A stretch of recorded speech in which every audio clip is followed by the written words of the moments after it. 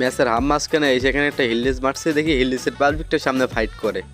তো তাকে আমি এখান থেকে ক্লিয়ার করে দেই এবং দেখি সামনে আরও একটা প্লেয়ার আছে, তো তাকে আমার মারা লাগবে, এই জন্য স্কুপ করে আগে দেখে নেই। তো দেখার পরে এখানে দুই একটা ড্যামেজ দেওয়ার পরে আমি ডাইরেক্ট সোজা মানে ডাইনেভাবে না থাকে তার উপরে রাশ করে দিই। তো এখান থেকে ক্যারেক্টার মাইরা দিমু, তার উপরে ক্যারেক্টার মারার পর একটা ড্যামেজ দিয়ে একটা শট দিয়ে দিছি, কিন্তু শালার বেস্ট থাকার কারণে মরে না, এই জন্য আমি তাকে কতক্ষণ শট মারলাম ওয়ালের গায়ে, এখানে একটা ওয়াল মেটাল মারমু, তো এখানে একটা আমি ওয়াল মেটাল মারি দেই, কিন্তু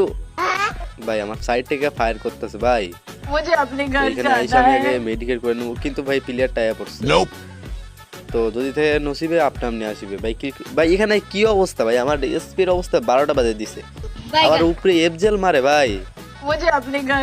আমার একটু বাঁচার সুযোগ দাও ভাই, এখানে একটু মেডিকেট মেড কইরা লই, আগে হিলটা কইরা লই, পরে দেখতেছি তোমাকে।